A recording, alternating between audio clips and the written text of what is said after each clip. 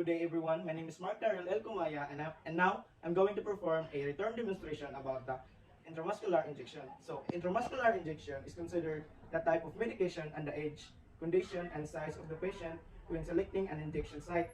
Protect intramuscular sites to avoid complication. Potential complications include the lingering pain, tissue necrosis, abscesses, and injury to blood vessels, bones, or nerves. Step 1. Welcome. When the child and caregiver arrive, smile and give them a warm welcome. Introduce yourself and answer any questions or concern. Explain what is going to happen. So the rationale of this is establishing reports to gain trust and cooperation. Explaining rationale increase the patient knowledge and reduces anxiety. Step number 2. Prepare the vaccine as per agency policy. Ensure that all vaccine is properly identified.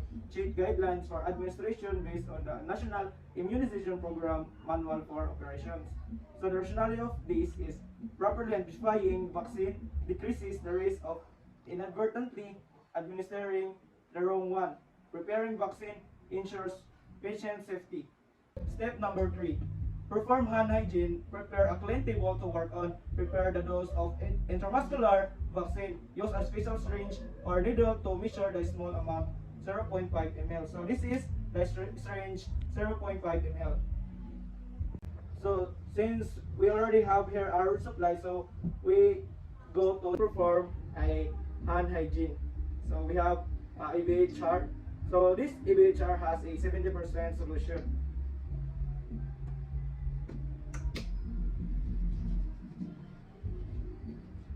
Let it dry. Step number 4. Gather all the supplies. So for now we already our supplies into step number 5. Close the door or pull the besides curtains. And the rationale of that is this provides patients privacy. So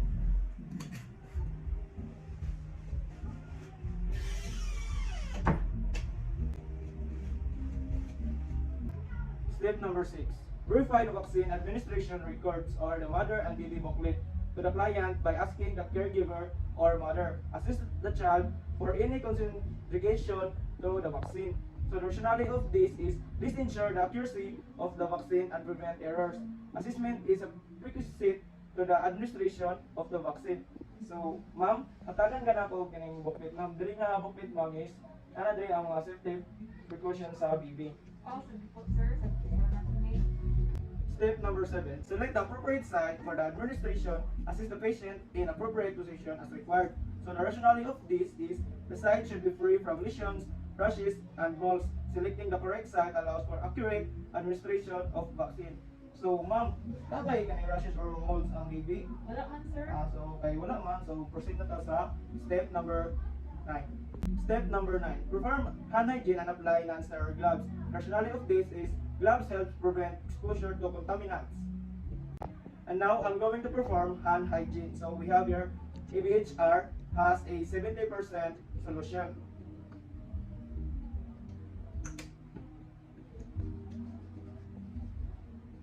Let it dry. And now we're going to use a non-sterile gloves.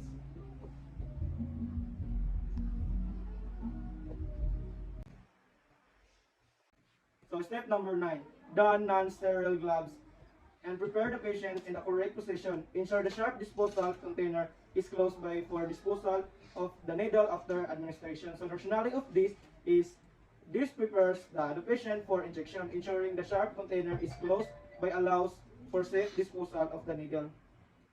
Step number 10, locate the correct site using landmark. Hepatitis B, outer mid tight. IPV, outer left upper tight, Penta, outer right upper tight, PCV, outer left upper tight. Clean the area with warm water allows the site to dry completely. So the rationale of this is allowing the site to dry, prevent stinging during the injection. So assuming that this is hepatitis B, this is IPV, and this is Penta, and the last one is a PCV. Step number 12. Remove the needle cap by pulling it straight off the needle Hold the syringe between thumbs and forefingers on dominant hand as if holding a dart. So the rationale of this prevent the needle from touching the side of the cup and prevent contamination. So step number 13, with a non-dominant hand, hold the skin around the injection site. So the rationale of this is this secures the area for injection. So proceed to step number 14. With a dominant hand, inject the needle quickly into the muscle at a 90-degree angle using the steady and smooth motion. So the rationale of this is insert the needle with a dart-like motion. So proceed to step number 15. After the needle pierces the skin, use the thumb and forefinger of the non-dominant hand to hold the syringe. So the rationale of that is movement of the needle once injected can cause additional discomfort for the patient. So proceed to step number 16. If required by agency policy, aspirate for blood. If no blood appears, inject the vaccine slowly and steadily. If blood appears, discard syringe and needle and prepare the medication again.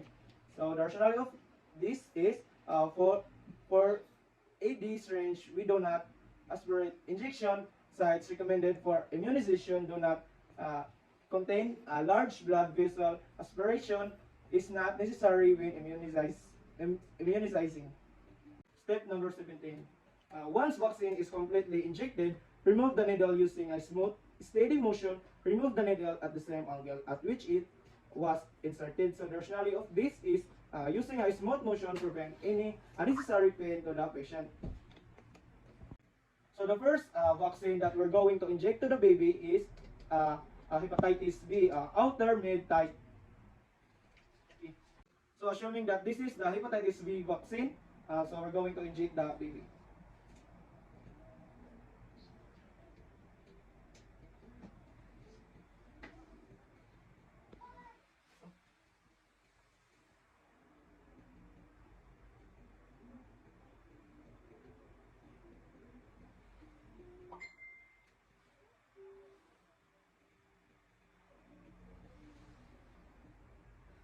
So the second one that we're going to inject to the baby is the IPV. So IPV, outer left upper thigh. So assuming that this is a IPV vaccine, and now we're going to inject the baby.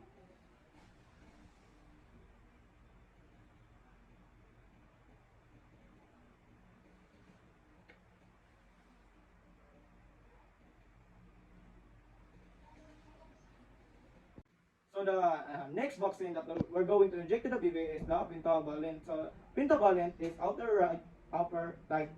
So assuming that this is a pentavalent vaccine,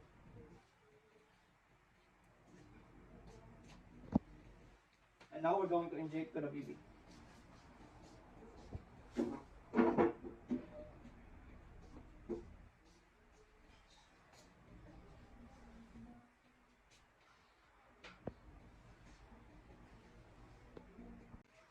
The last one, the vaccine that we're going to inject to the baby is the PZV, outer left upper thigh. So now, assuming that this is a PZV vaccine,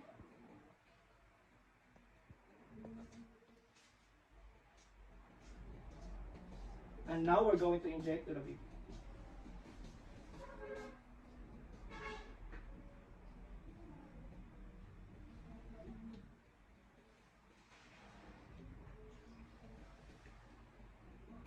Step number 18. Cover injection site with sterile gauze using gentle pressure and apply band-aid as required. So the rationale of this is covering prevent infection at the injection site.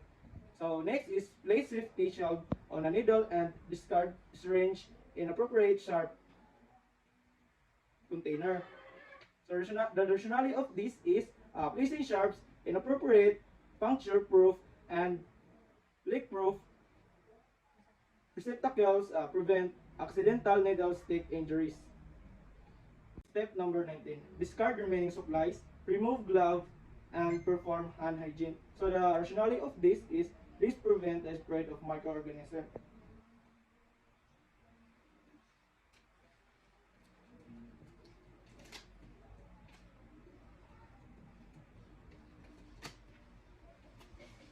So we have here ABHR. So ABHR has a 70% solution.